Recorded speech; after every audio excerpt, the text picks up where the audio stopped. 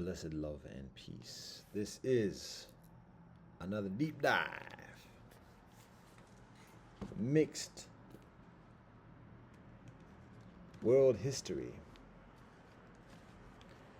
And the topic for today is Moshe Rabeinu and his mixed heritage sons. So again, this is the third iteration. This is the third joint in our test run of this series of deep dives within mixed heritage world history. The intention of this is to share some further rootedness within our mixed heritage experience, our omnilateral mixed heritage experience. So all the different mixes: Blasian, Eurasian, Hapa, Hafu, Mestizo, Mestiza, Creole, Afropean, all that, Métis, all that. That's just a few, but like every mix, to share our stories, not our personal stories. We're getting off ourselves.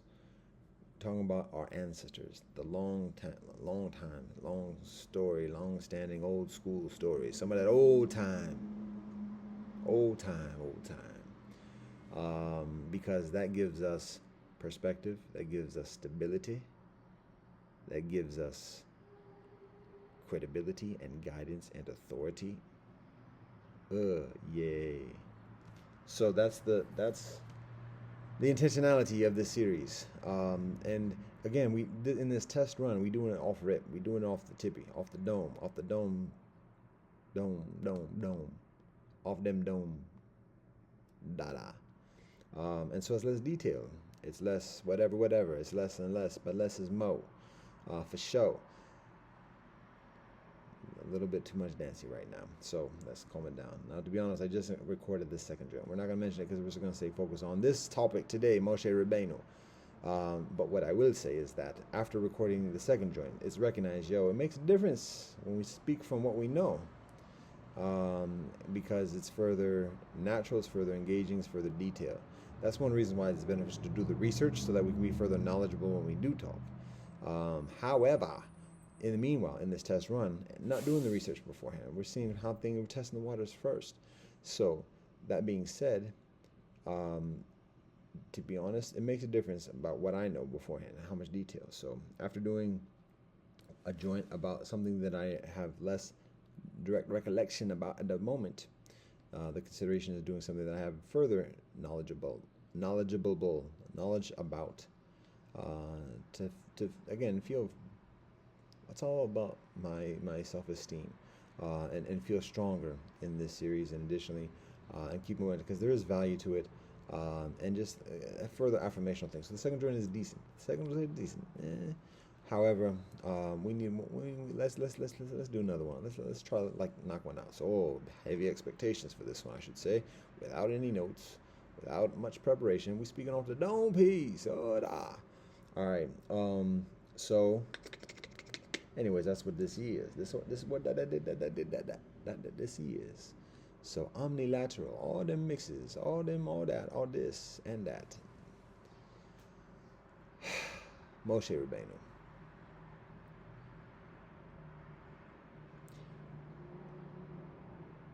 Sharing some context, yeah. Civilizational context. Now we working with the thesis here, a civilizational thesis here, and the thesis is a narrative of humanoid civilization on Earth, and that narrative involves origination. What up? In Alkebalan, otherwise known as Africa. Is he one of them? We all are. How about that? And we can look at this as a very logical, if you want to call it science, but just a very logical and rational phenomenon. But rather than getting into all the details of this, there's a specific purpose and context for this particular narrative and experience of mixedness. Oh, the sparrows are eating up that basmati rice. As well should, as well should. So, Alkebalan, kinfolk originating from Alkebalan, letting go of all the superiority, whatever superiority, what that is, it's supremacy, and I guess intrinsically conspiracy thrown in there too, but letting go of all that supremacy stuff. Just in this narrative, in this thesis, kinfolk emerging from Alkebalan and migrating through all the different branches, and science says this too itself. Is it Lucy and otherwise? That's what science is prone for significant change and saying one thing one day and another thing another day. So we have to be mindful of how much we stake on science. However, just if we look at the world and we look at people, like we can see better. If we look at the topography too, all that being said, what we share in this thesis is a narrative, a general narrative of migration that begins from the region of Central East Africa, lakes particularly, and then travels along that big old river called the Nile. And along those travels, along that migration, establishing through centuries and thousands of years even, we're not going to get into the millions speak, but thousands of years, civilization. We see the Nile River civilization, Egypt and otherwise, ancient Egypt. And then from there, we see the Fertile Crescent it's referred to, that area, that the region, the geography that connects the Nile with its fertility and further with Mesopotamia, the Tigris and Euphrates rivers. And so that's the Fertile Crescent. And we see so many civilizations emerging in this area, near the river, near the fresh water, and in a certain sequence. So from there and amidst there, we have and we observe civilizations along the Indus River, in India, further in China, and additionally. And so we see a migration, and we see circles, and we see confluences, and like through many generations that happen. So that's a general rendering of some of human migration and civilization over a long course. Point is, just the basic outline of that begins from the region, the geography of Alkebalan, Africa, and then reaches further into the points that are further north, generally speaking, and cooler, away from the equator, and blossom as distinct civilizational phenomena with innovations, ideas, religions, and spirituality that significantly transforms human condition, civilization, the world. So that's a context. Now, if we can generally recognize, if we can generally agree, like that's basic, kind of, sort of, with all asterisks and it's not everything, but it's a lot of it. Recognize this, that in this scenario, in this sequence, there is an ethno-specific narrative as well. And in that ethno-specific narrative, what we observe, and this is logic, we can look at historic evidence of this, but just logic. What we observe is, in those initial stages, it is a predominantly Afrocentric dominant culture and experience, because that is the nature, that is the geography. And as the narrative continues, the narrative becomes less Afrocentric dominated and increasingly, quote unquote, dominated by other ethnocentric phenomena, whether it's Middle Eastern, whether it's Desi, India, whether it's East Asia, China, Han, otherwise. But these are phenotypes that are less Afrocentric, lighter skin, and accordingly. And so that's what is observed in a very logical thing. And there's historic evidence that indicates there's historic evidence that shows a lot of different stuff, depending upon how we identify and define evidence and how much we weight it and translate it. But so that's a general frame of reference that world civilization begins with a comparatively Afrocentric dominant experience, and through thousands of years eventually emerges and experiences or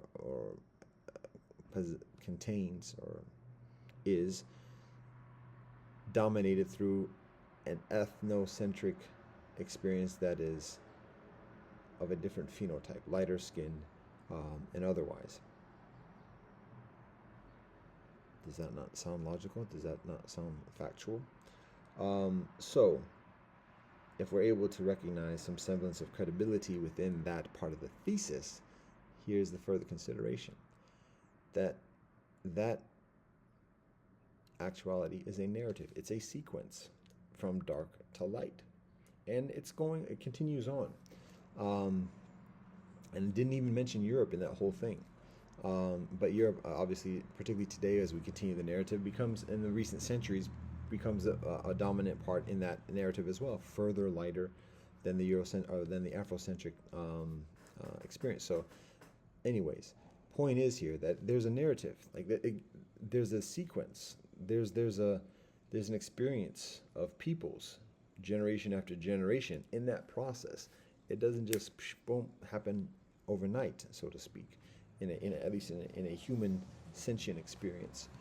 And so the consideration is that there is a process where civilization goes from being significantly an Afrocentric dominated experience to being a specifically Mediterranean dominated or Indian dominated or Asian dominated or even eventually European dominated civilizational experience.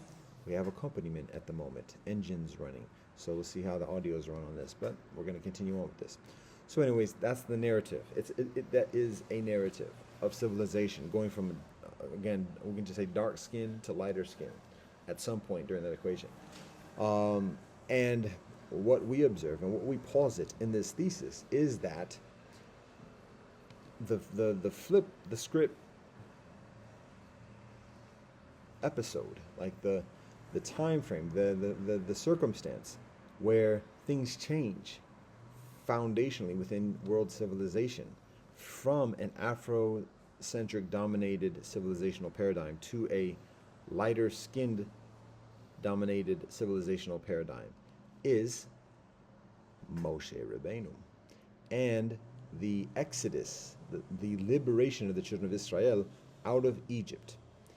We observe that as a seminal event, not just for the children of Israel, not just for Abrahamic traditions of Christianity and Islam as well, but for world civilization. It's a parable. It's a primordial description and message of a huge paradigm shift or a huge paradigm change in world civilization from a dark-skinned dominated paradigm to a lighter-skinned dominated paradigm. And dominated itself is just a fraught, inaccurate, temporal, predatory concept. But we're sharing this in a language that people are generally accustomed to. So that's the paradigm shift from a dark skin or a dark complected dominant paradigm to a lighter skin dominated paradigm. People can argue that it seems difficult to argue, but people can argue that one way or the other, whether there ever was a dark skin, whether there ever was a light skin, whatever, what is dominant, everything. But just in a very anthropological kind of context, this is what we observe, and this is the thesis.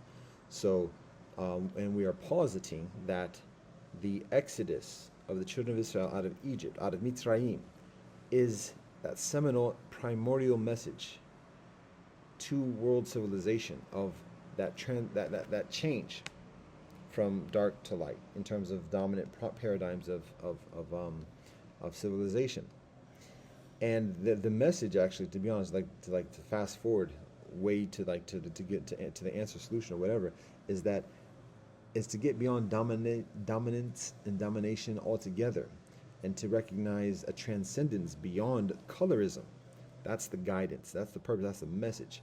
But in the meanwhile, this is like the narrative of actual life experience, and historic experience, to highlight the ethics, and to highlight the principles and the virtues, that are emphasized within these narratives. Wow, that's a lot of words and everything else like that. So we'll get into further like tangibles to make that further like accessible.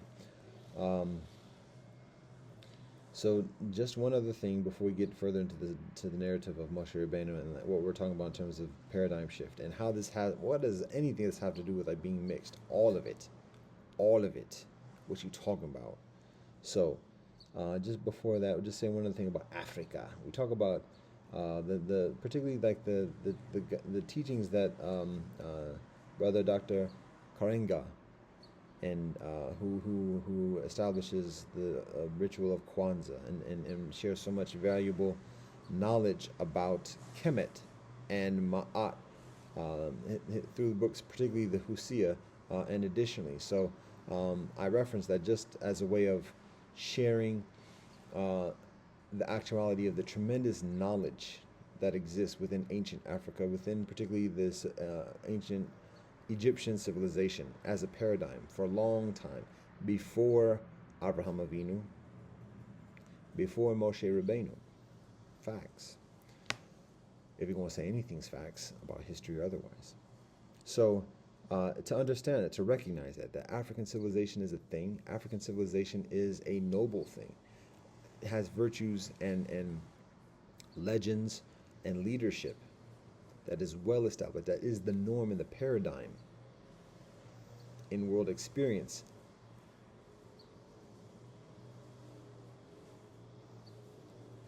And like to let that settle for a second, and let that kind of absorb it and like establish itself, to recognize the facts and actuality of that there is African knowledge and wisdom, and authority and dominance and virtue, spirituality, relationship with God the Most High, even with the one God,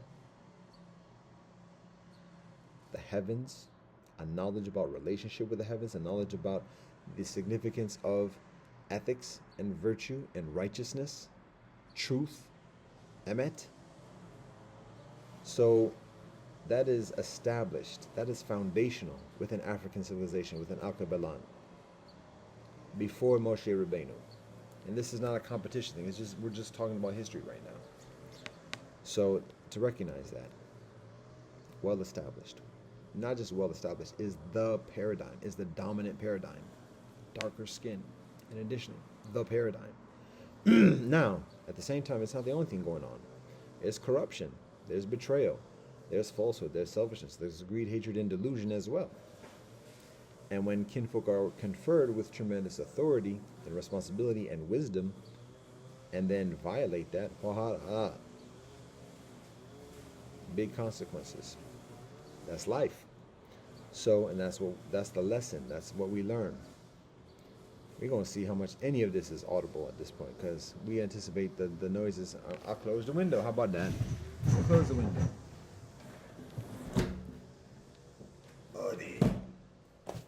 It's not necessary to be obstinate and hardcore and, oh, we can do it, We can make adjustments. It's not that big a deal. So, all right, this is probably better, further conducive. All right, so it's the established paradigm. But then at the same time, there's also the corruption. And it's beneficial for kinfolk, particularly for Afrocentric kinfolk, to recognize, whilst we're still healing from the recent generations of affliction and atrocities, but to recognize that it is these corruptions from ancient days that precipitate the change. And additionally, and everything happens. Everything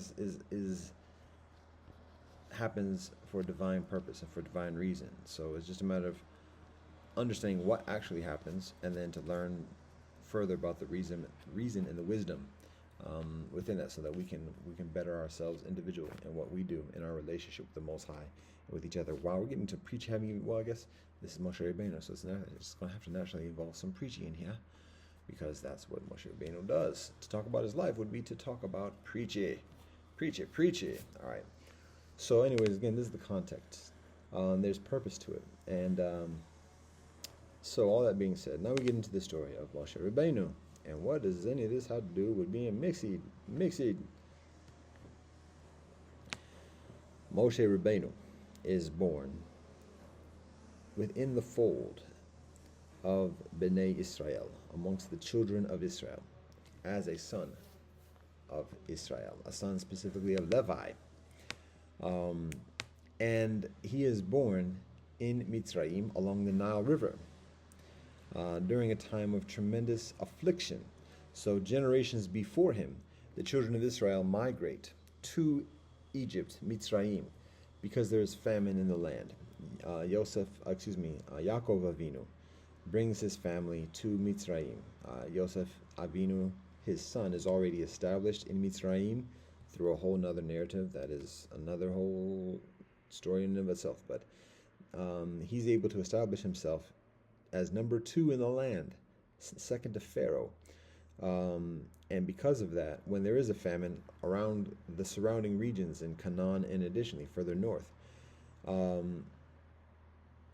Yosef Avinu is able to bring his family to Egypt, to Mitzrayim, and host them in Mitzrayim, bring the cattle, and they settle in Goshen, in the region of Egypt, to wait out the famine.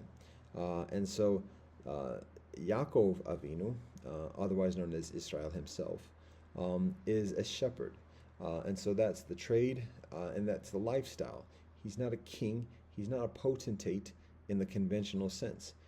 He's conferred with heavenly authority and heavenly knowledge and heavenly inheritance. But in terms of earthly experience, he has to like navigate and negotiate with the surrounding conventional powers that be and otherwise. So he's a modest one. He's a modest one living amongst the magistrates. And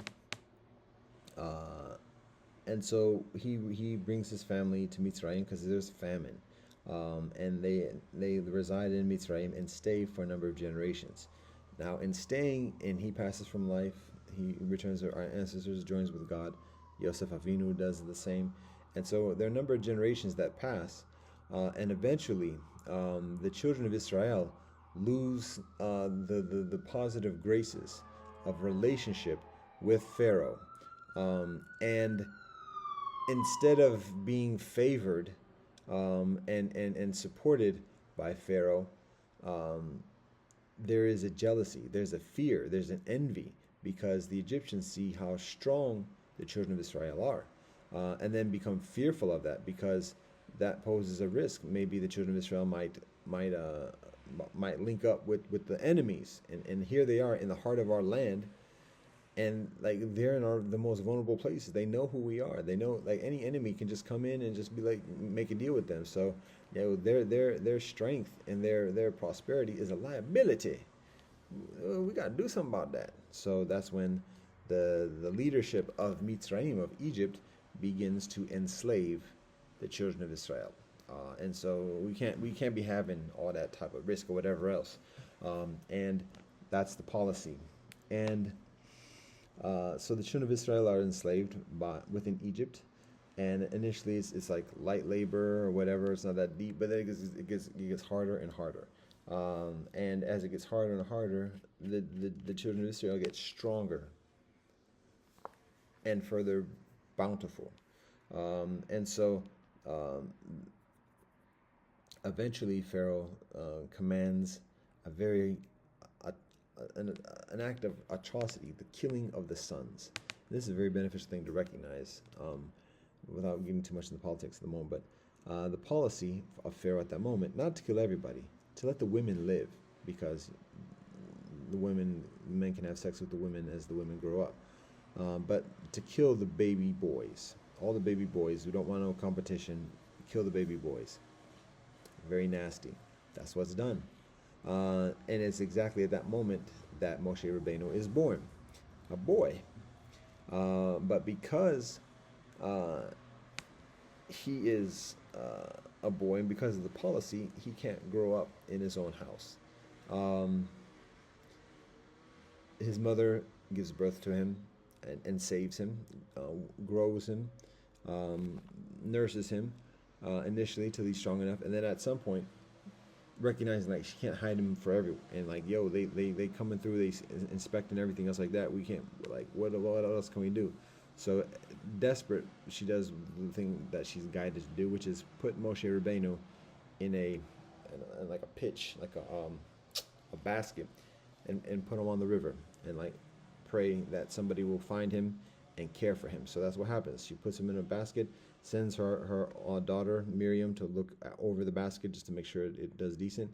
And as Moshe Rabbeinu, as a baby boy, is in the basket, then the daughter of Pharaoh goes to the river for bathing. She goes with her nurses, her handmaids, and so as she's going into the river to bathe, she sees this basket with a baby in it, and so she's charmed and ingratiated to the baby, and accepts the baby into her house, and actually hires the baby's mother, Moshe's mother, Moshe Rabbeinu's mother, to be the nurse mother, to nurse the son, to nurse her, so to nurse him. So that's what happens. So Moshe Rabbeinu has still reconnected with his family, but grows up in the house of Pharaoh, a very privileged lifestyle, knowing who he is in terms of his heritage and everything, but at the same time being acculturated within the customs and the knowledge and the affluence of Pharaoh's own house, in the Egyptian culture. And so that's how he's raised. It's very similar to the mixed experience in terms of kinfolk who grow up mixed heritage and um, privileged and assimilated and otherwise, but also in that experience of self-denial. Interesting, that. So continuing on with the narrative. Um, when Moshe Rabbeinu becomes an adult, a young man of his own, starts to like learn about the world or whatever, one day he's walking around and he sees an Egyptian beating up a man of Israel, an Israeli man. So Moshe Rabbeinu goes up to the Egyptian, ends him, kills him right there, and then endeavors to hide it or whatever else. But then, like the next day or whatever, Moshe Rabbeinu is going out again, and then he sees again two people quarreling, two Israeli men, and so he's like, "Yo, why are you two fighting each other? You're brethren." And so one of the brethren says, "What you gonna do? Kill me like you killed the person before you?" And then when Moshe's like, "Oh, the streets know. Oh, the block is hot. I got to get up out of here." So Moshe Rabbeinu recognizes like, yo, the bounty hunter is after him. So he's got to leave Egypt to find some refuge, some safety. So he leaves Egypt and he travels to Midian, which is further south, and darker skin. He travels to Midian, outside of the immediate precincts of Egypt or whatever, to find sanctuary. And so as he goes out there, he's waiting by the water or whatever, and eventually some young sistren arrive with some flock. But the sistren keep at a distance. And so he's like, yo, why aren't you watering your cattle? And the sistren say, "Oh, you know, the other shepherds, they're like gonna cause a static, whatever." So Moshe Rabbeinu's like, "No, I got you. Come on, bring your animals here." So he helps out, and so the sistren are able to water water their cattle, and go back home. And so when the sistren return back home, the father, whose name is Yitro, otherwise known as Jethro, Yitro says, "Yo, how come you back so soon? How'd you get that done so quick?" And so the sister said, "Yo, there's this young brethren out there. He helps out. Da da da da da." And so Yitro's like, "Yo, why didn't you bring him back? Yo, show some hospitality. Yo, he helped you out. Look out." So then one of the sisters goes back to retrieve Moshe Rabbeinu and invite him back to the house to share a meal and meet Yitro. So Moshe Rabbeinu's like, "Yeah, I got nothing else to do." Yeah, most deaf.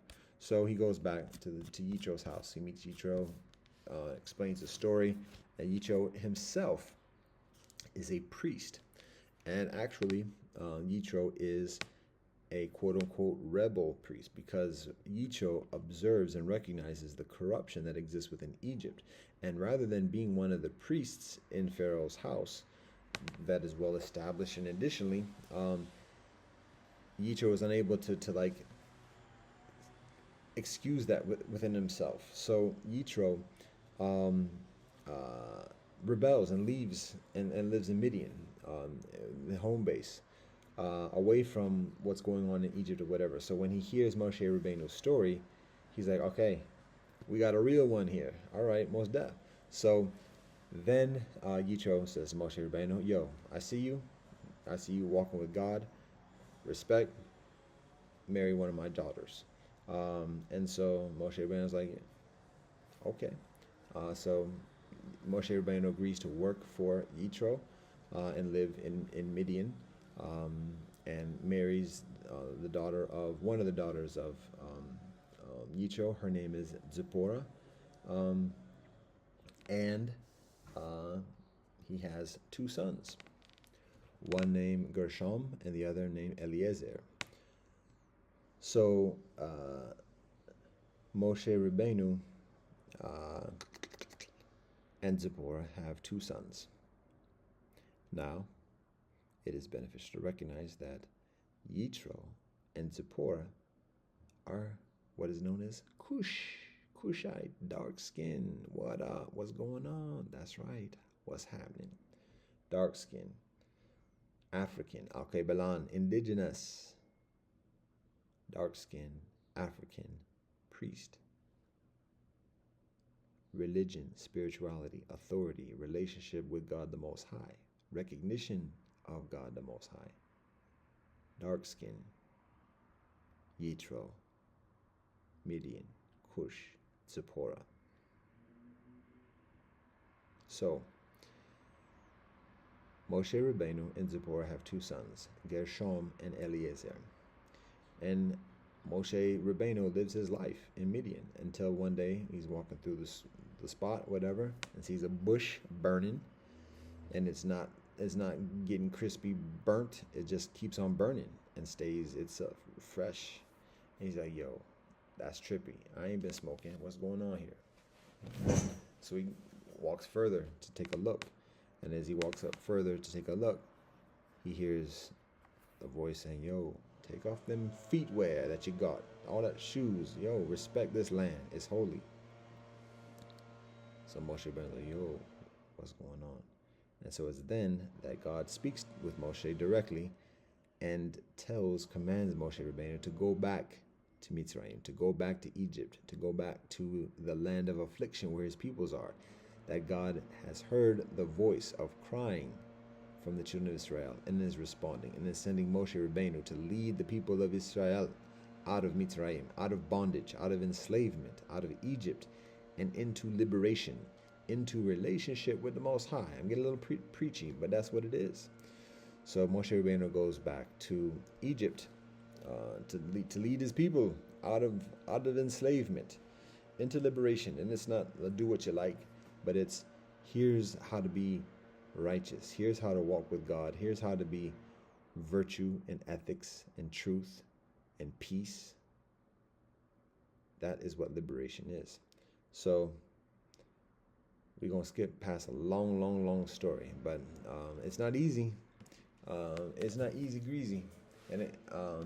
But eventually Moshe Rabbeinu convinces the children, goes back to Egypt, tells Yitro, yo, I got my orders. Yitro's like, yo, I see you. And Moshe Rabbeinu goes back to Egypt, and he meets his brother, his older brother, Aaron. He's like, yo, Aaron's like, I already know. Come on, let's roll.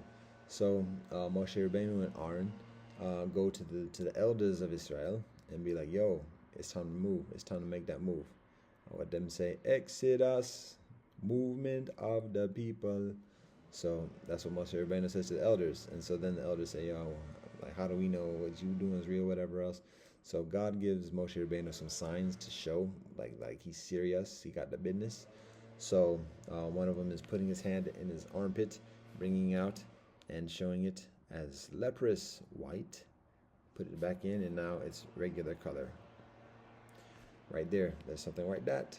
Then another sign is having a staff that one walks with in addition, and then throw it out, and whoa, it becomes a serpent. What? Okay, well, we see you got some skills. Maybe you can be able to hang with the priest or whatever else. So what else can we do?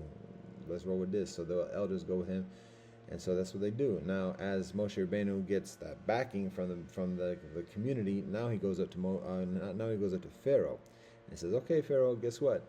You gotta let us go now. It's time for us to bounce." And Pharaoh's like, "What you talking about? Yo, go back to work." And because Moshe Rabeinu goes to Pharaoh with this audacity, Pharaoh's like, "Yo, they lax. They must not be catching enough wreck. Let's double up." And so they make the task even further difficult for the children of Israel. Then the children of Israel like complain and curse Moshe Rabeinu like, "Yo, you were supposed to lead us out, and we catching double wreck now, man. What you doing, man?" And so Moshe Rabeinu talks to God. It's like, "Yo, come on, what's happening?" And so God says, we'll see. Just watch."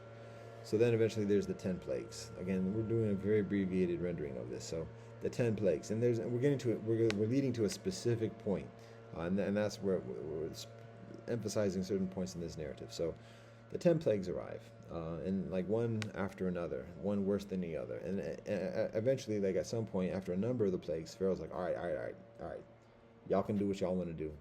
And there's not necessarily the most direct negotiations, because Moshe Rabbeinu initially says, "Look, we got to go into the desert and we got to do our thing.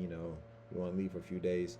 It wasn't like, "Yo, bounce out," initially. So Pharaoh's like, "All right, you can do this, but you can't do this, you can't do that." And then there's like gradual concessions. Like there's a negotiation process after each of the different plagues.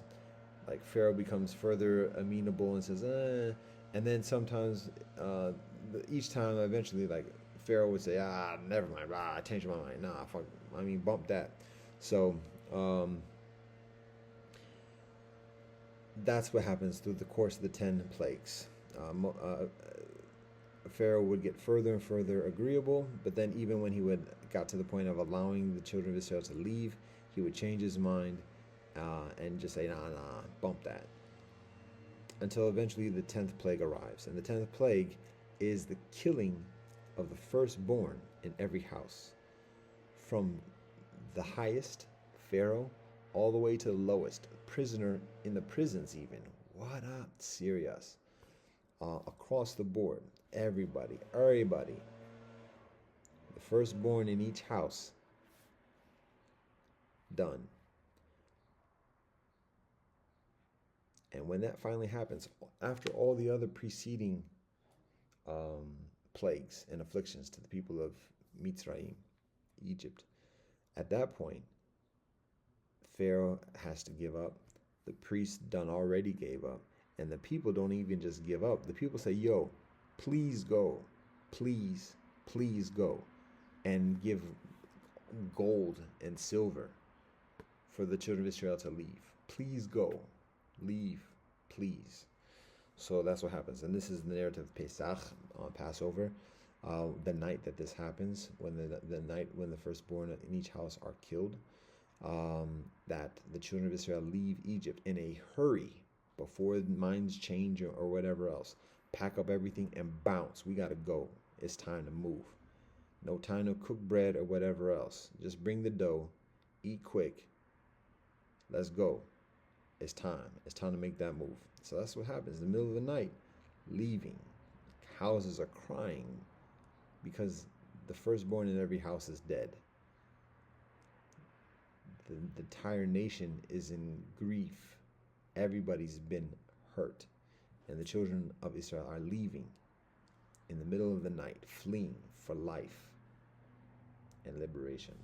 So, as the children of Israel leave Mitzrayim, now it's a matter of like find out where to go and everything else like that, traveling through the Sea of Reeds. Eventually, like a little bit later the next day, Pharaoh's like, "Oh no, tripping. You can't let the children of Israel leave." Again, it's the hardening of heart. And even after everything happened, even after everything that the Egyptian people say, "Please leave," Pharaoh's like, "Nah, we can't let them go." So then he takes his chariots, his army, and starts to pursue Israel. and eventually he catches up. And when he catches up the children of Israel see Pharaoh arriving with his army and start to curse Pharaoh, Moshe Rabbeinu again. That's an ongoing theme. Cursing Moshe, the children of Israel themselves, oneself, ourselves, I say, the children of Israel cursing Moshe Rabbeinu for the hardships. It ain't easy, the life of liberation and living in the wilderness. And so that's another occasion when seeing and being fearful, like, oh, well, why'd you bring us out here like this? Was it because there wasn't enough graves in Egypt? Like you had to like scam us and get us out of Egypt so that to be killed out in the wilderness. It's just that immediate kind of like lack of faith. And then eventually, as the Pharaoh and his horsemen are approaching, his chariots are approaching, Moshe is guided to go into the Sea of Reeds. And in going into the Sea of Reeds, it begins to separate, to part, so that the children of Israel can walk on dry land. In the ocean, the sea becomes a wall on both sides. Miracle. And that's what happens. But it requires faith, because it just doesn't automatically open up and stay there for people to like have courage. People have to walk into the water first. And in walking into the waters separate. That's the nature of faith and works, and support and mutuality. So it's not just a matter of like sitting back and just watching it happen. One has to be active, proactive in faith, and taking a step in that direction. So anyways, that's what happens. Moshe Rabbeinu and the children of Israel enter into the Sea of Reeds, and it separates. It opens up so that the children of Israel can walk on dry land. As the children of Israel are walking on dry land to escape from Pharaoh, Pharaoh sees that the seas are separated and begins to pursue the children of Israel into the sea with the walls of water on both sides. And as the army and as Pharaoh are doing that, and like now, like deep in it, that's when the walls begin to close. The ground becomes murky, so that the wagon wheels are stuck. It's difficult to move, and here comes the water crashing in on Pharaoh and his chariots and his horsemen. And so by that point, the children of Israel are able to make it to the other side safely, and on dry land. And meanwhile, Pharaoh is stuck in the muck, in the mire, and the walls of water closing in on him and drown all the Pharaoh and his horsemen and chariots. So that is part of the celebration. And even then, it's not a celebration of the death of Pharaoh, because there's grief and sorrow in that. But it's a celebration of being delivered from the atrocity and from the affliction. So that's the narrative. Now, we fast forward at some point just to like somewhat conclude, or somewhat kind of give a full span of the life of Moshe Rabbeinu, because it's just so much. It's way much further than just in one sitting. It's the whole Torah is this narrative, and then even then, there's further details of each episode of the narrative. So just to give a summation of that, then Moshe Rabbeinu leads the children of Israel to wander through the desert for the next 40 years. At one point, let's do a sequence. Shortly after leaving Egypt, Tzipporah, how about that? And the two sons, Gershom and Eliezer, as well as Yitro, the father-in-law, approach Moshe Rabbeinu and the camp that the children of Israel established outside of Mitzrayim. When things are safe and calm down or whatever, his family returns to him, and his father-in-law too. And Moshe Rabbeinu tells his father-in-law everything that happened since they saw each other most recently. And so again, Yitro's like, yo, God is great. Yitro affirms his relationship with Moshe Rabbeinu. He establishes his relationship with the children of Israel, and acknowledging the same God that the children of Israel acknowledge and worship. And so then Yitro is like watching Moshe Rabbeinu, like just sitting back and like seeing how he does his thing with the people, with the children of Israel. And when Yitro is sitting back and watching Moshe Rabbeinu, like the people are coming up to Moshe Rabbeinu in the camp outside. They're in the camp outside. They're not in a town. They're not in established buildings. They're in a camp with tents. But even then, Like people got disputes, people got like they got bickering and quarrels and everything else like that. They got things to settle between families. It's like serious business. Everything that a community has, because it's been living as a community for generations. Like they got to settle. They got to have judges and they got to keep order and like the relationships within the community. And so Moshe Rabbeinu is the man to do those things, to make decisions, to make pass judgments and give rulings and everything else like that.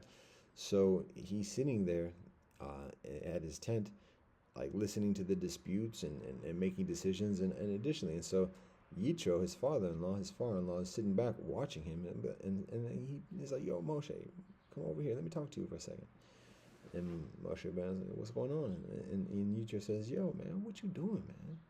And Moshe Rabbeinu's like, "Yo, people is at each other. They need help in like how to settle these disputes. They ain't got knowledge about like ethics and like how to make fair decisions and everything. I gotta like help people. Otherwise, we're not gonna be able to do anything together.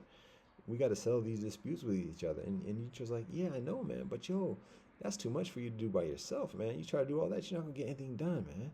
You need to share that responsibility and share that knowledge with some select kinfolk so that they can make some decisions. And like you need to find people who can be like authorities over like small numbers, authorities over big numbers, and give them some knowledge. Kinfolk who are trusted significantly, make them authorities over lots of numbers. Kinfolk who are just kind of like lightweight leaders, make them leaders over like a few, a 10 or so.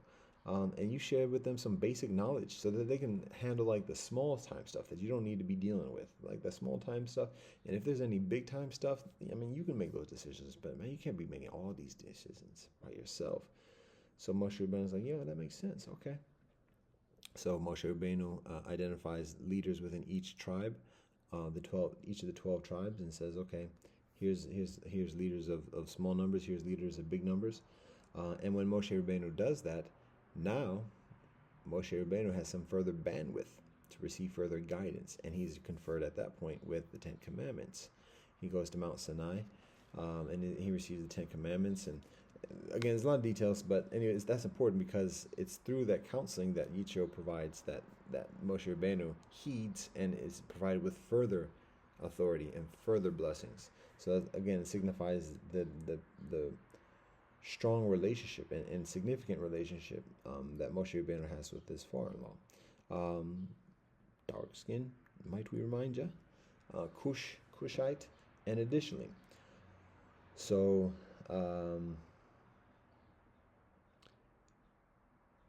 at one point, the children of Israel, in migrating through the wilderness, not staying in one land because all the lands are already claimed by other nations.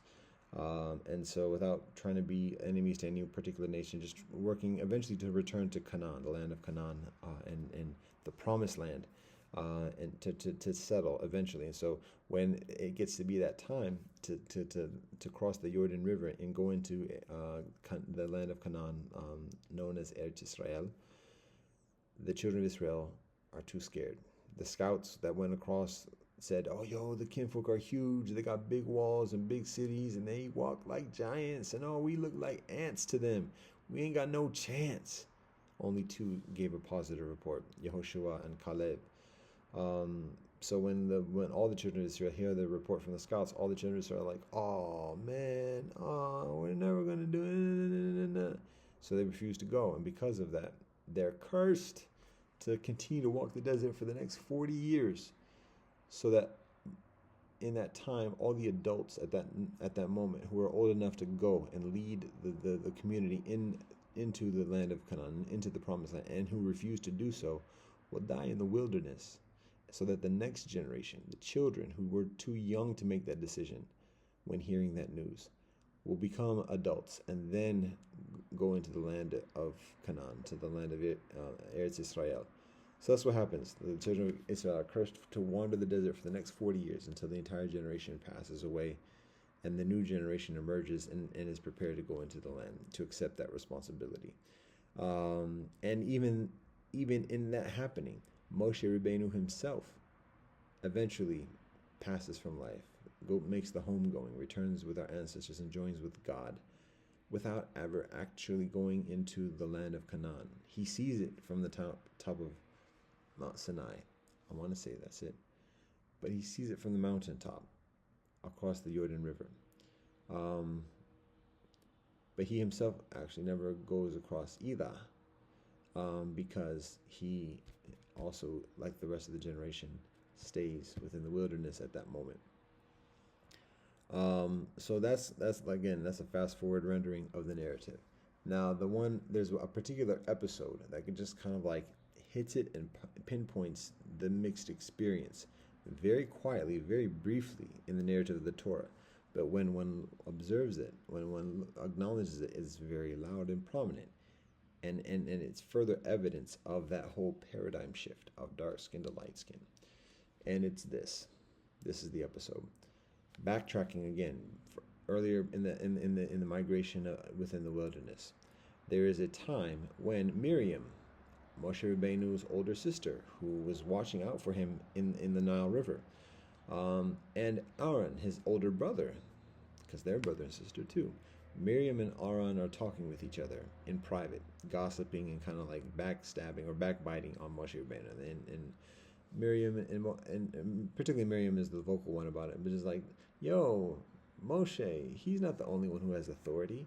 Like, why is everybody just listening to him? Like, we're nice too. We got skills.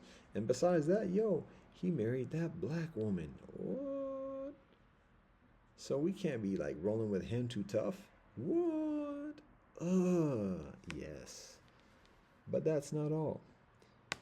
That's not where it ends, because God hears what Miriam says.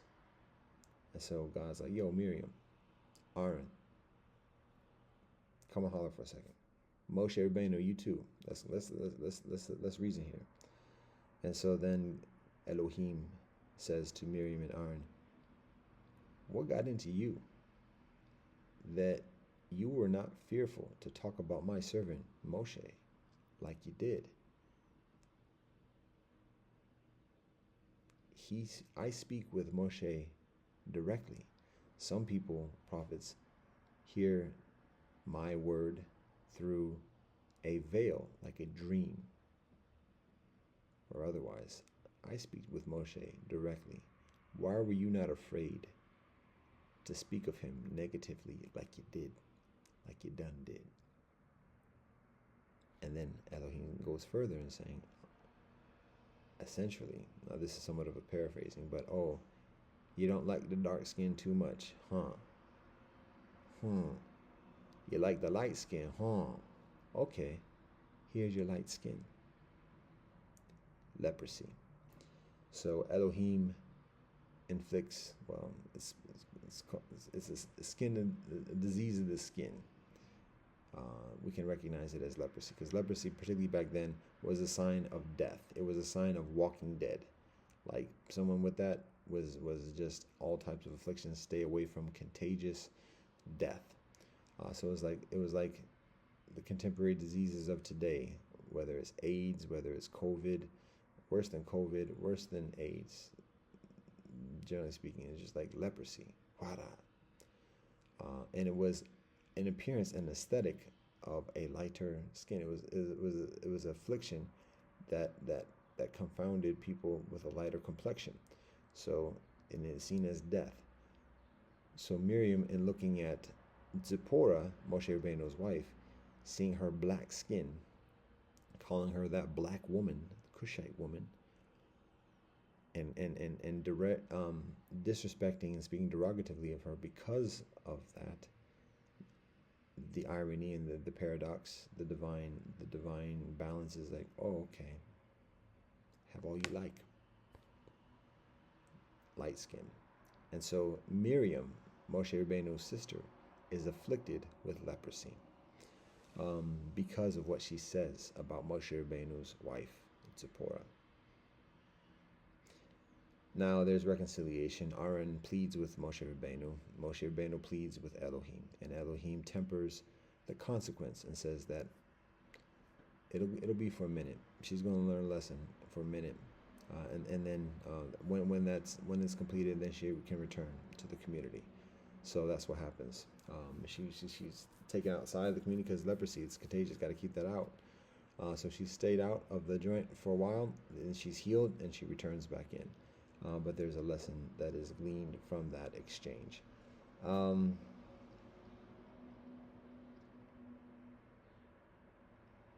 And again, that's a small excerpt, a small passage, comparatively speaking, within Torah. Um, However, in the experience of when as it pertains to race and colorism, it's huge, and it's foundational. It's thousands of years ago, and again, it's part of this primordial um, uh, paradigm shift of dark to light. That the ones who are doing the affliction, the ones who are the authorities, the corruption, are dark skin. Africans, Al-Qabilan, ancient Egypt, and additionally,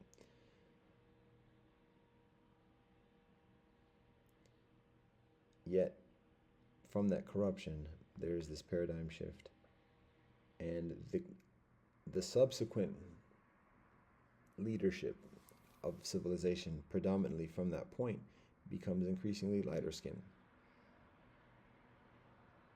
That we observe in Mesopotamia and other parts of the world.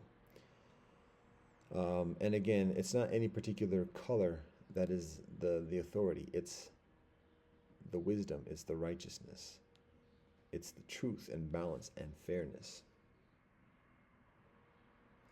And in that paradigm shift, it's not an affirmation of supremacy of any particular color over another.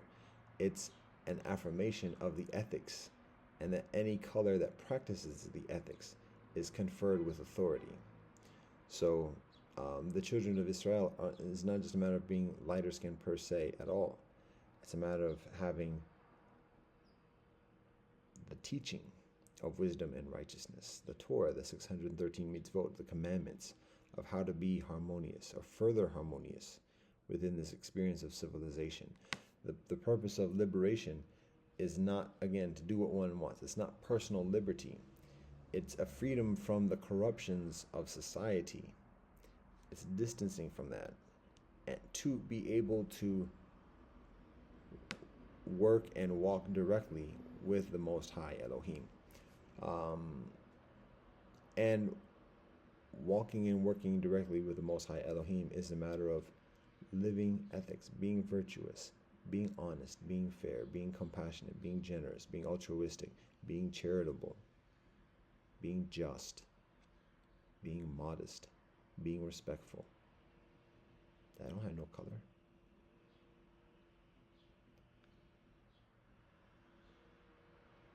Well, that has every color. That's beyond color, however you like. It is beyond any one particular color or ethnicity or complexion or phenotype. That's what the teaching is ultimately. And that's the congruence within the mixed experience. That's the congruence within the world experience. Global ethics, world ethos. The Buddha shares it well with the Panchasilas. Peace, sharing, chastity, honesty, and sobriety. So anyways, something else in this respect. So eventually, after the narrative of the Torah itself is completed, the narrative continues on. The children of Israel go into the land of Canaan and establish it as Eretz Israel. One of the students or the assistants of Moshe Rabeinu is Yehoshua, Joshua. So he takes on the leadership of the children of Israel, and he leads the children of Israel into Eretz Israel. And then there's battles, there's killing, there's carnage in that process of taking over. But eventually that is done, and the children of Israel are established as a sovereign entity in the land of Israel, Eretz Israel. And so the narrative goes on from there. The kingdoms are established and further all the way through today.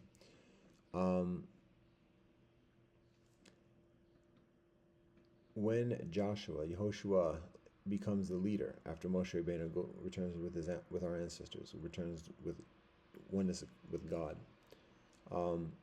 it is beneficial to recognize that Yehoshua is from the tribe of Ephraim, who is the son of Yosef, one of the 12 sons of Israel.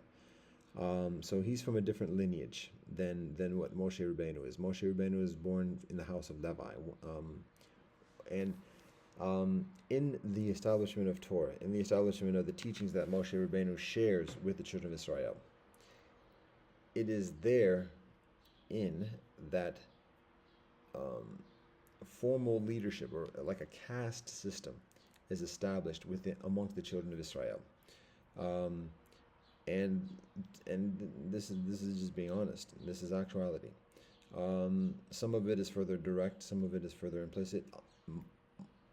All of it is very contentious to this day, and it shapes all the prophecies concerning Jesus, and additionally, accordingly.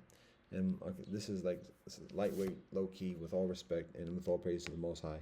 This is low key, kind of like insider information kind of situation. So because of that, again, it's increasingly susceptible to scrutiny and whatever else. But anyways, with all those disclaimers articulated, this is what it is. There are basically three houses amongst the children of Israel that are like the leadership, the established leadership, that continue to vie and compete against each other inside the house of Israel for control or leadership or dominance within the house, within the entirety amongst the children of Israel. So those three houses are three sons, the descendants of three sons within the children of Israel. And those sons are Levi, Yehuda, and Yosef. So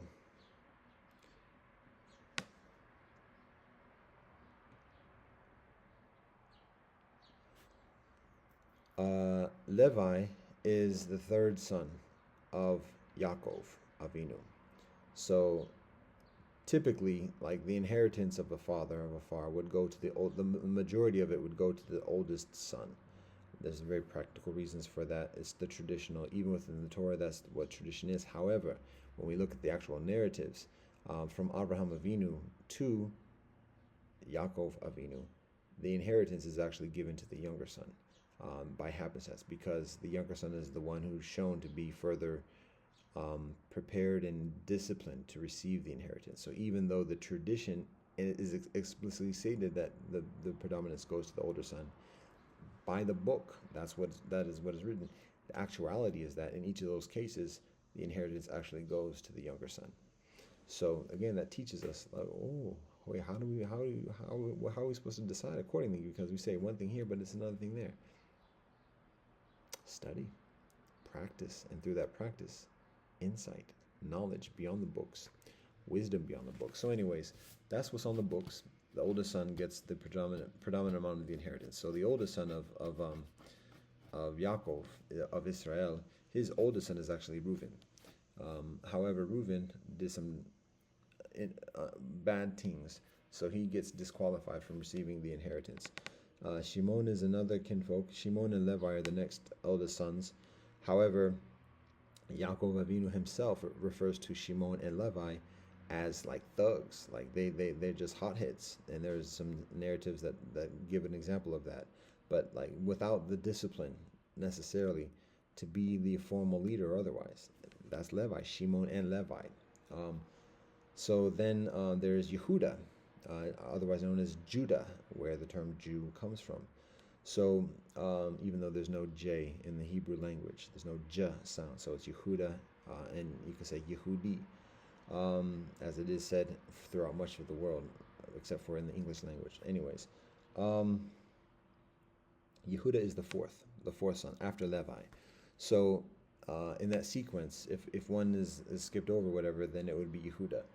And in actuality, Yehuda does take on a leadership role during the life of Yaakov Avinu for different reasons. And there's a point to all of this too. I'm getting to a point, and it's very specific and pertinent to our mixed heritage experience, very much so. Very beneficial to recognize this. When we talk about rivalries within families, and additionally in reasonings and practicalities and all this, and the diplomacy of relations and relatives and lineages, and additionally, like what should be done and what is actually done, what is likely to be done, all of that factors into this. So that's what we're talking about here. So Yehuda is the fourth born, and during the life of Yaakov Avinu, Yehuda becomes prominent in his family's house. He kind of goes through ups and downs in terms of his prominence, but at some point, like Yaakov Avinu himself confers authority within Yehuda. So there's some precedence and some substantiation about the lineage of Yehuda being one of the three houses, as I said, are Levi, Yehuda, and Yosef. So I'll get to Levi in a minute. Again, he's one of the eldest sons, but I'm skipping over him for the moment. So the focus is on Yehuda. Yehuda, um, King David, generations later, is born in the lineage of Yehuda. Solomon is born as a son of David in the lineage of Yehuda. Jesus, generations later, is born as a descendant of Solomon in the lineage of Yehuda. So that's the house of Yehuda. And the authority, because during that period, I mean, through generations, at some point, like there's divisions amongst the tribes, and there's the kingdom is split into two kingdoms, and there's rivalry within that, and additionally, and so all that plays out according to this rivalry of the three houses, and it's predominantly the house between Ephraim and Yehuda, though that's like the primary rivalry. But again, to understand like all the nuances and just continue with the narrative. So I already said Levi, skipping over him a minute. Yehuda is the fourth born. He kind of goes up and down in terms of the graces, but eventually Yaakov Avinu confers with him authority and trust directly in life. And it's from that there's a certain amount of recognition of the authority, an authority within Yehuda. So that's the fourth born. Now, Ephraim is who I said, but particularly who we're talking about is Ephraim is a son in part of the lineage of Yosef. So we'll just talk about Yosef specifically. So the third house said Yehuda is the fourth born. Yosef is the 11th born. The 11th born son of Yosef. And what's so special about him is that he is the 11th son of Yaakov Avinu. However, he is the son of Yaakov Avinu's favorite wife, the one that he wants to marry very first. Now, again, we're getting into a whole nother story here, but basically, long story short, Yaakov Avinu himself, the father, Israel himself, has 4 wives. And with those 4 wives, he has 12 sons. So Reuben, Shimon, Levi, and Yehuda are the first 4 sons. Yosef is the 11th son, but he is the first son of the woman that Yaakov wants to marry the most, and she's unable to have children initially, and so it's only until Yaakov has sons with all his other 3 wives before he's able to have a son with Rachel. So when he has a son with Rachel, life changes for Yaakov Avinu, for Israel, for Jacob is the English name for him. His life changes, and like it's transformational once Yosef is born, and Yosef becomes Yaakov's favorite son, Jacob's favorite son, and all the other brothers, his older brothers, hate Yosef Avinu, are jealous of him because they see how much their father favors Yosef Avinu, gives him a special coat, and just dotes on him. So all his older brothers hate him. Now the 12th son, just to round it off, is Benjamin, who is also the second son of Rachel. And Rachel actually dies in labor in giving birth to Benjamin. So Yosef and Benjamin are the 2 youngest sons of of Yaakov, of Jacob. And they're the 2 sons that Rachel, his favorite wife, bear to Yaakov Avinu. And Rachel dies when giving birth to Benjamin. So all that factors into the love and affection that Yaakov Avinu provides to Yosef Avinu, his son. And Yosef Avinu's brothers, his older brothers, because 10 were born before him, they're all older than him. They hate him because of that favored status. And now also, Yosef is a dreamer. He's a pretty boy, and he has dreams about how fantastic he is, and he tells his brothers his dreams, and his brothers hate him even further, to the point where one day when he's looking for his brothers in the field, his brothers conspire to kill him. There's a lot of details, but it eventually factors. One plan to say, but we'll get into it. His brothers plan to kill him, and then Yehuda himself basically says, well, let's not kill him, let's just sell him into slavery to these people traveling to Egypt. So that's what happens. And so Yosef is taken into slavery into Egypt, and that's how he gets established in Egypt as the number two, because he lights it up. But anyways, point is that Yosef is the third house of authority and prominence amongst the children of Israel, and in vying for the leadership and control. How Levi becomes on the scene as like another house is that Moshe Rabeinu is born in the house of Levi, because like I said before, that Levi was known as like a thuggish, ruggish kind of kinfolk, but he was hardcore. Like he was militant, but he was very loyal, and he was very devoted. So it's through that quality of devotion that he becomes spiritually are recognized for his spiritual devotion and filial piety, and I'm trying to think of it. I just continue with the devotion. So Yehuda is established in the lifetime of his father Yaakov Avinu, is conferred with authority eventually through ups and downs. He's conferred with trust. Yosef Avinu is the favorite son of Yaakov Avinu, of Jacob, but Yosef lives for much of his life outside of the house of Jacob because he's living in slavery in Egypt. So even though he's the favorite one, even he's given on his deathbed, Jacob, Yaakov Avinu, confers onto Yosef Avinu favored blessings, even directly to the sons of Yosef Avinu, Ephraim and Manasseh. To this day, it's recognized. May your children receive the blessings of Ephraim and Manasseh. It's a regular blessing every Shabbat within the tradition of Israel. So it's affirming the house of Yosef Avinu. Meanwhile, most kinfolk identify as in the lineage of Yehuda because of the conflicts in the history and the dispersions and migrations. And additionally, most of the kinfolk of the children of Israel today identify as sons or children of Yehuda, of Judah.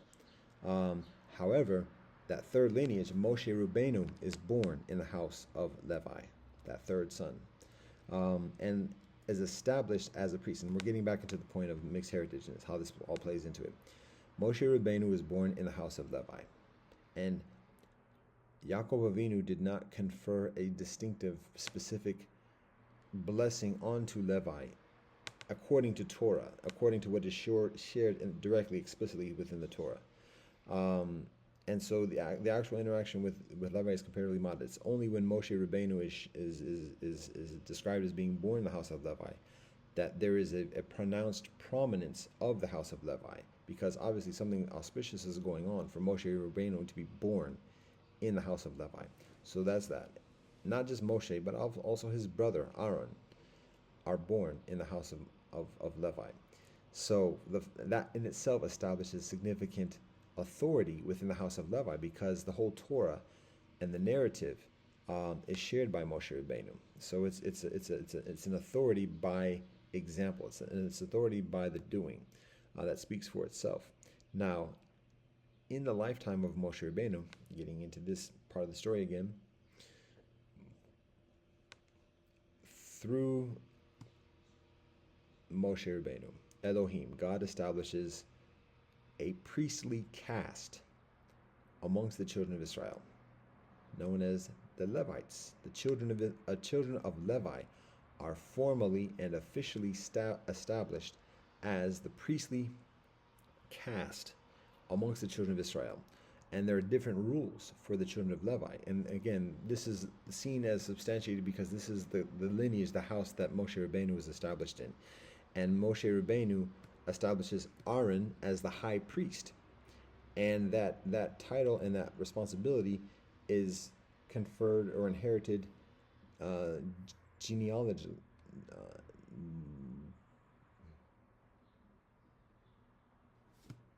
Wow, we can almost speak today. Genealogy, wow.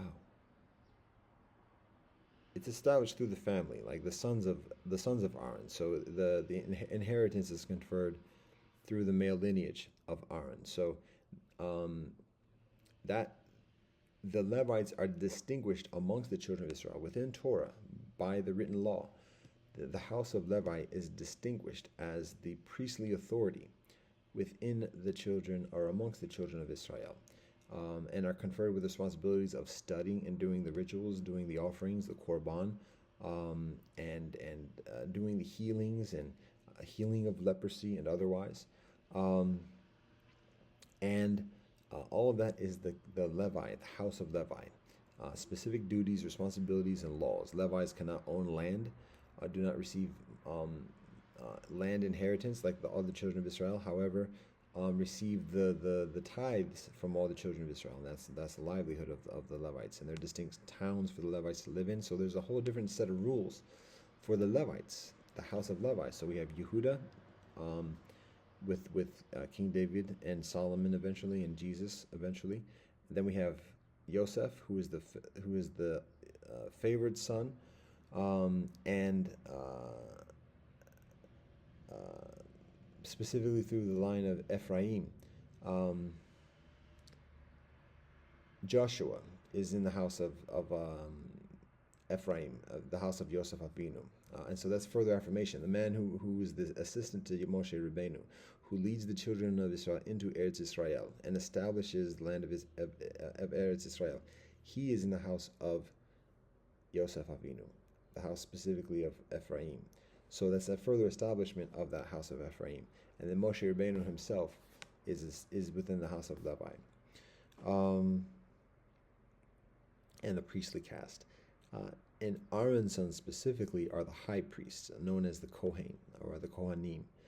And so that's distinct status, like with even further duties, as the high priest is still within the fold of Levi, and just further kind of like it's like the 10% and then like the 1%. So anyways, that's part of the formal division and hierarchies amongst the children of Israel.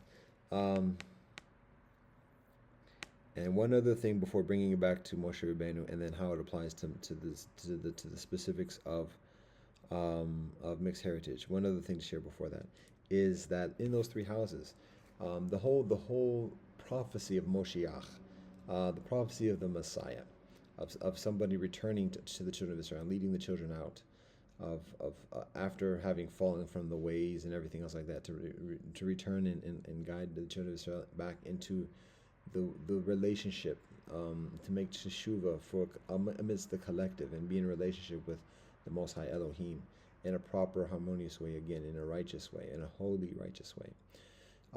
That Moshiach, that Messiah, is born within one of the houses of Israel.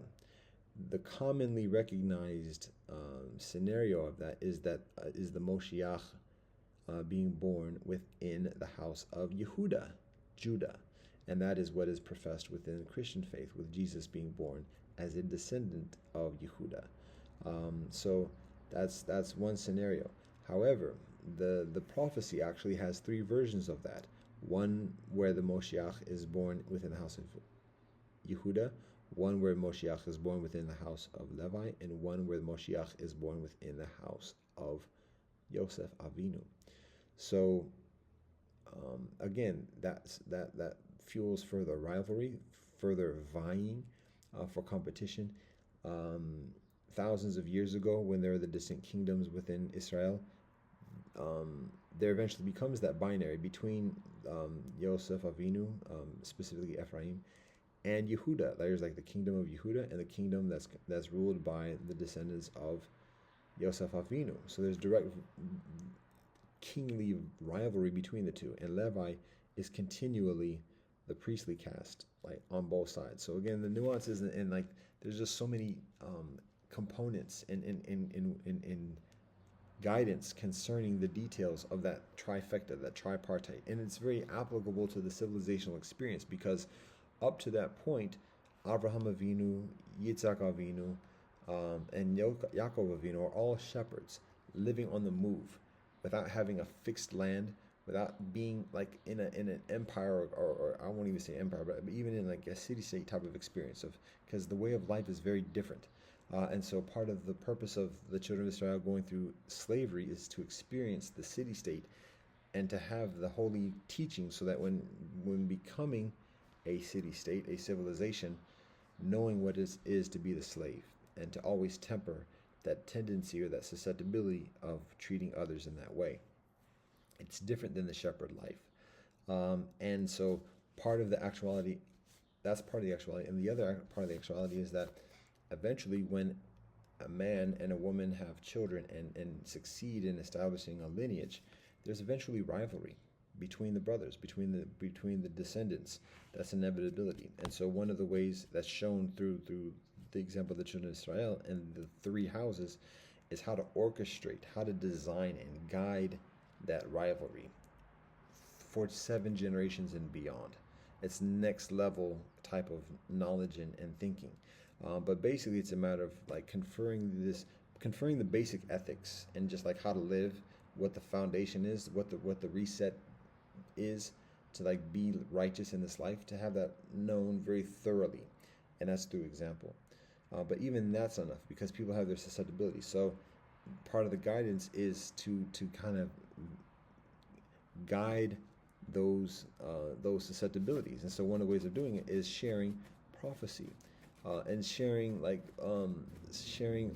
We can talk about the blessings and the guidance within the blessings, but instilling intrinsically, implicitly, subtly, subliminally, this like preset rivalry, and designing the rivalry in such a way where that it gets contentious, because in a man's experience he has to like have some sense of like him doing it on his own without thinking like somebody else is telling him what to do. But at the same time, he's just only manifesting everything that he's already been taught. So it's a matter of the teacher knowing that and saying if the teacher says it explicitly, man's just going to rebel against it and do something else. But if it's shared implicitly, then man just does it thinking he's doing it himself. But the teacher guides him to do it in a way that's not too much off track, but do it in a way that eventually provides the ability to return to the center middle path, straight path. So that's the 3 rivalries, the three houses, and the conferring of the prophecy of Moshiach, which is actually Moshiot. Everybody is Moshiach, but that's another thing. And we're still getting back to mixed heritage, but right now we're talking about family and clan and preparing further the next 7 generations of living together with each other. So it's a matter of instilling this notion of the 3 rivalries amongst the 12 sons. And each of the rivalries having a different component. There's a priestly authority, there's a kingly authority, and then there's a dreamer, charismatic authority, because that's some of the primordial characteristics of human sentience. And so it's personified in Levi the priest, and Yehuda the king, and Yosef the dreamer. Each one has its own traits, its own characteristics, and as a people, it has its own culture.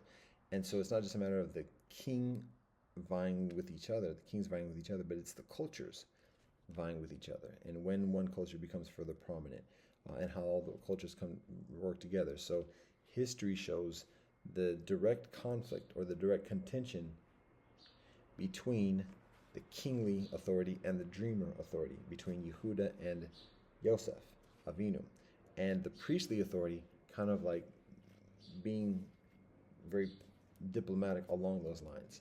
So that's some of the guidance civilizationally, like the mindset that's shared. Now, where do I get this from? Where do we get this from? Years of study and practice, observance, conversation, and reasoning. Where can this be found? That's part of like the work in progress. But in the meanwhile, we can talk about it, and we'll share you with the details of what we know as best we can by the grace of the Most High. Now, bringing this back to the mixed heritage experience. Again, it's a matter. This is all part of the rootedness. This is all part of like the mindset. It's not just a matter of like going out and getting married and having babies, and we'll do the best we can, which is what we observe a lot of kinfolk, particularly mixed relationship kinfolk, kind of get into it. Like they get caught up, they get vibes, and those vibes turn into people. And then kinfolk are like, what can we do to like provide in this life for our children, for our progeny? And the basic mindset often is, let's make as much money as we can and get as much of an education for the children as we can. But that education just prepares the children to be workers and not to have a knowledge of self and to be leveraged. So the forethought, those who have a knowledge about life and like further intentional about relationship and about marriage and about having children and about preparing and providing for children, this is the type of thinking that's involved. It's heavy. And it's like, yo, what? Serious? Yes. Kinfolk are on this. So when you see kinfolk who are very conservative and like not messing around with others and not children who I can't do that. My parents won't allow me and I can't do that. They seem so boring and corny and selfish or whatever else. Yo, they know that that type of behavior leads to getting caught up. That the parents teach them that. So that's why. And kinfolk learn that eventually themselves when we're able to live long enough, God willing, by the grace of the Most High. And then we're like, yo, we was tripping. We got to learn better. And it's difficult to learn as an adult, but when we do, we make the best of it as we can. So that's what we share here as a mixed heritage kinfolk, because a lot of mixed heritage kinfolk are growing up without that knowledge of what discipline and virtue is forthright. We grow up with a strong knowledge about empathy, about getting along with people, and additionally, but that tends to lend itself towards sexual exploitation and other types of indiscretions, because that's the type of people who are accepting or further accepting of mixed heritage people. And so by that, once that happens, it becomes difficult to kind of emerge from that and distinct and keep a distance and stay healthy from that. So, and particularly when we have children ourselves and provide and prepare for the children accordingly. So, but we're sharing it here today, and it's part of the benefit of the rootedness of talking about the stories and hearing about the guidance from generations before us, the traditional guidance about how to be a parent, how to prepare children, and the practicalities, because there's a knowledge that the dreamer isn't always going to be the strongest, and that the dreamer has to have some balance, and the king ain't always going to be the most righteous, and has to have some guidance from the inspiration of the dreamer. And the priestly is in many ways the hardest knocker there is, but at the same time has to devote that energy and that intensity to study and discipline and otherwise. So there's different traits, and the parents know that. The parents know, like when elders and parents like observe children, and they know, yo, this is that's what that person is. That's what that child is. 3 years old, they can already see this is the type of person that person is, and so there's obviously all different types of opportunities, and don't want to limit children, but at the same time, we have to be practical and be like, yeah, that's probably not the vocation for kinfolk over there. They're showing this proclivity here. This is probably where they're going to be the most proficient. Now, most times in civilizational experiences, there's already a set vocation for people, the Varna system and otherwise, just guides people what their life occupation is and what their support is for that life occupation. Anyways, bringing it back to the mixed heritage though specifically and the practicality of it, just recognizing that we can talk about we want our children to be anything they want to be. That's putting too much on children to be able to expect them to like find what they want to be in life. We have to provide further guidance, not limitation and not indoctrination, but we have to provide some guidance, because that's a cop out. That's a shirking of parents' responsibility. A parent has to provide guidance. And that's what's shown in these narratives of Moshe Rabeinu and the rivalry between the three houses, and how what Moshe Rabeinu himself is born into already before he's even alive, and then what role he plays in the continuation of that, and particularly the establishment of the house of Levi. So it's not even him doing what he wants to do. Like, this is what he's supposed to do in life. So that's what it is. Now, all that being said, here's another practicality of recognizing just the temporal actualities of life and the discriminations and the ignorances in life, but at the same time recognizing it's part of life, and we have to there's the necessity of some type of accommodation to the ignorances, because sometimes, often, I won't say often, but sometimes those ignorances become very powerful and influential. So it's not a matter of acquiescing or kowtowing or whatever else to the ignorances, but it's a matter of being prudent and honest enough.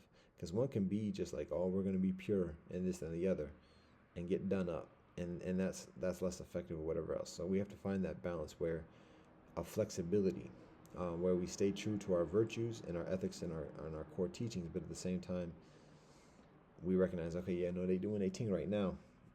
We gonna have to like keep it on the QT, keep it on low, and wait for the conditions to progress. So this is another example of what I'm talking about right here. Moshe Rabeinu is born in the house of Levi. At that time, the house of Levi is not established officially as the priestly house. Yehuda is already established essentially as the kingly house through the example of Yehuda. Yosef, the house of Yosef, is already established as the dreamer house, the charismatic kind of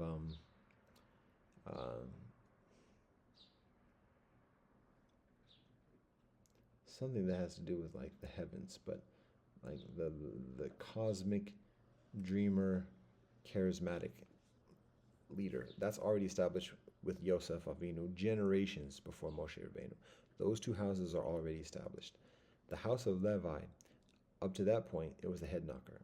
Yo, Levi and Shimon, beware of them.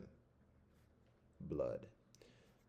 It is only essentially, and rabbis can reason with me concerning this. So it's only through the establishment, the birth of Moshe Rabbeinu, that the house of Levi is established formally, properly, as the priestly house, and it's rife throughout the Torah. It's huge within the Torah. But the house of Levi is established as the priestly house. So there we have the establishment of the three houses formally, properly. During the generation of Moshe Rabbeinu, a number of generations after Yehuda and Yosef are brothers in this life. So, point here is this: when that happens, when Levi is established as the formal, proper, official, priestly house, and it's only natural because that's the house that Moshe himself is born into, and even whilst the children of Israel accept that, and accept that role amongst the 12 tribes. All the 12 tribes are active at that moment during the day of Moshe Rabbeinu when he walks this earth. The children of Israel accept that, and it's established. It's recognized, it's supported. People bring their offerings, the korban, wagons full of gold, cattle, oil, all the things that are necessary that the priests do. All the tribes of Israel provided for the Levites to do the priestly work, establishing the Mishkan, the holy sanctuary, and additionally, all the 12 tribes acknowledge that, support it, and it continues on to this day. Levites, I mentioned, like today, most people are identified within the house of Yehuda, Yehudi, Judah, and Jews. At the same time, to this day, the other house that's formally, officially recognized as an actual blood lineage is Levi himself. Because people don't say, oh, I'm a Levi, to regular people. It's what's said within Judaism. And Levites are held in high esteem. It's a very auspicious acknowledgement to be a Levi. Levites have special status within services, and additionally special prayers that the Levites recite. And the Kohanim, the sons of Aaron, to this day walk this earth knowledgeably, knowingly, openly within the fold. So those two houses are officially, formally, continually recognized, blood lineage, Yehuda and Levi to this day. Yosef, there are kinfolk who continue in the blood lineage of Yosef Avinu, but it's quiet. It's not as established because there's the continuing rivalries, serious rivalries, and additionally, and that all factors into it. So when Moshe Rabeinu establishes effectively the house of Levi as the priestly house, it's accepted amongst the children of Israel at that time, thousands of years ago. However, here's the thing. Here's what we're getting to with this one, and particularly why it's pertinent to the mixed heritage experience. When Moshe Rabeinu establishes, and again, this is Elohim speaking and working through Moshe Rabeinu, but I'm just going to talk about Moshe Rabeinu as a temporal phenomena, as a conduit in this point. So when Moshe Rabeinu establishes the house of Levi as the priestly house amongst the tribes of Israel, amongst all the 12 tribes, the house of Levi is established as the priestly house. We can say the Brahmins of Yehuda, the Brahmins of Israel. The Levites are distinct. Moshe Rabbeinu establishes that, and all of the 12 tribes acknowledge and affirm and support that. In doing that, Moshe Rabbeinu also establishes Aaron, his elder brother, as the high priest. Moshe Rabbeinu during his day is number one. There's little question about that. Well, there's rebellions and additionally, but there's little question. Moshe Rabbeinu is numero uno, essentially.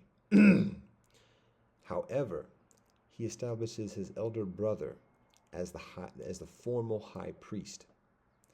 And establishing his brother Aaron as the formal high priest, he establishes the lineage of his brother, all the sons of Aaron, as the high priest. So when Aaron passes from this life and returns to our ancestors and walks with the Most High, joins with the Most High, which he actually does in the narrative of Torah, that position of high priest is then inherited by his son, Eliezer. Well, I'm not going to say the name specifically because I have to be probably to be very confident and specific and accurate in saying that. But the actuality is that the inheritance is passed from Aaron, the Kohen Gadol, the high priest, to his son. So, and it continues continually, patrilineally, from that point.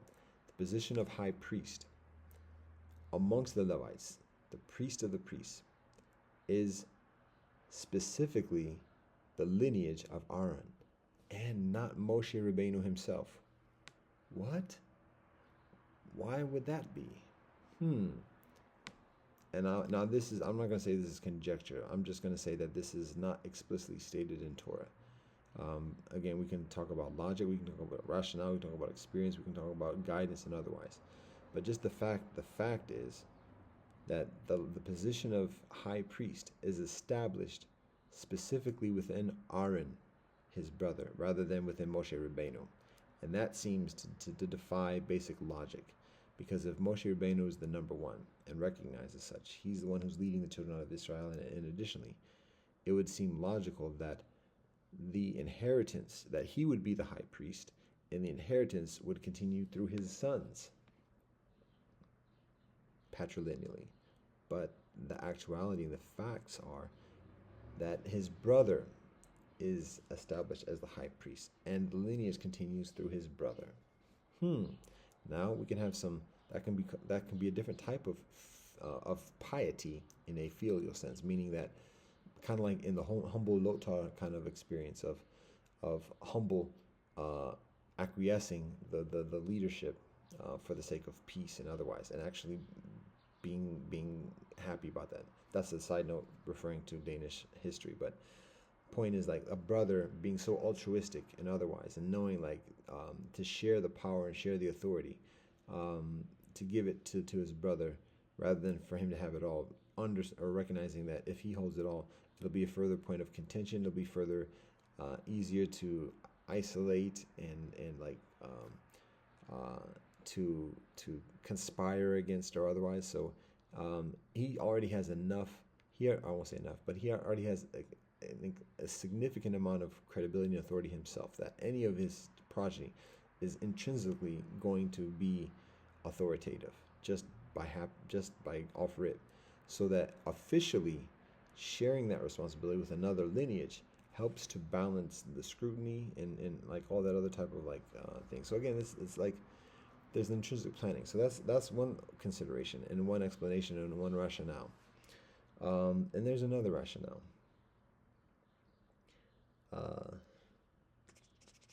That rationale is that, again, the practicality, because the children of Israel basically readily accept the house of Levi as priests.